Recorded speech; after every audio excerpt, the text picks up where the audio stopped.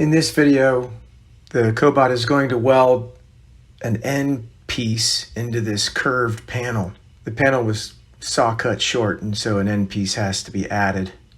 Material thickness is like 270, so we're going to make a 3/16 plus fillet weld. To allow for optimal torch angles, we do the weld in 3 sections. The 2 short weld start in the corner and weld out. And the other side we do the same thing.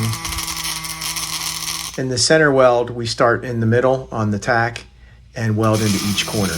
You can hear the pulsing of the power source, pulsed spray mode welding, 9010 gas. It's welding hot and fast. Travel speed's like 22 inches a minute. Wire feed speed is up near 600 for 035 wire. For the actual application, we'd end up using 052 or 1/16 metal cord wire because it'll melt easy and spread easy. We can make the weld any size we want and get faster travel speeds.